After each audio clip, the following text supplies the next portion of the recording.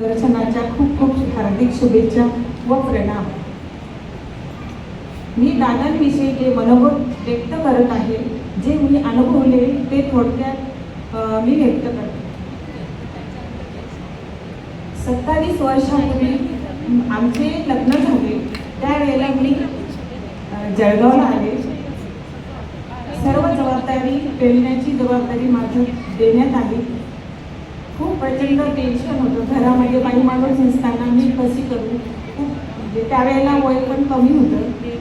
जेव्हा मी घरात आले तेव्हा दादांच्या आई म्हणजे आमच्या आजी व दादा हेच माझे आधारस्तंभ होते.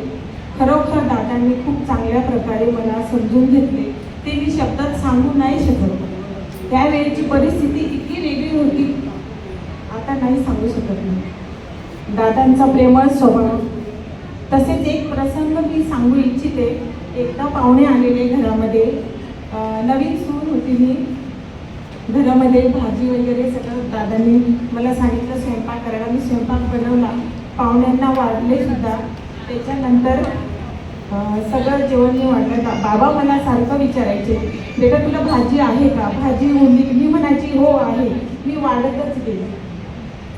नंतर दादा किचनमध्ये आले. त्यांनी बघितलं की भाजी नाही आहे. त्यांना खूप वाईट वाटलं. मला बोलले, बेटा घरामध्ये कोणी नाही आहे बाई माणूस, तू स्वतःची काळजी स्वतः पण घे. त्यावेळेला मी म्हणजे मला खूप आनंद झाला की मला देवासमान सासरे मिळालेले आहे.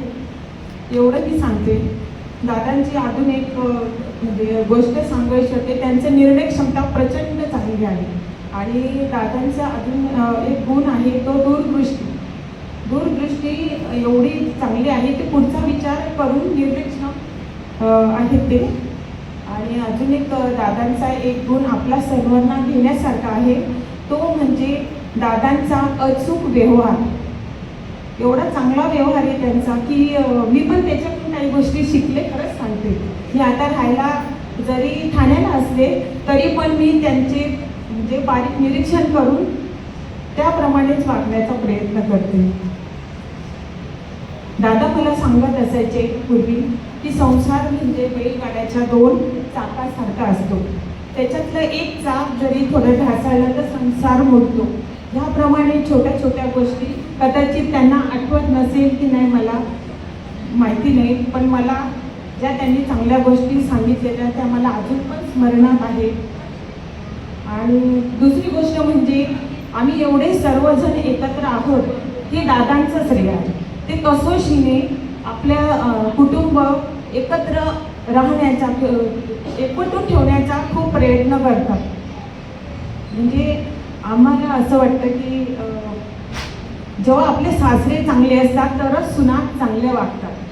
म्हणजे खरंच सांगते. आजकाल म्हणजे आम्हालाही पुढे सुना सांभाळायच्या आहे की आम्ही पण त्यांचेच गुण अवलंबण्याचा प्रयत्न करू. बस एवढं बोलून मी माझे 2 शब्द संपवते.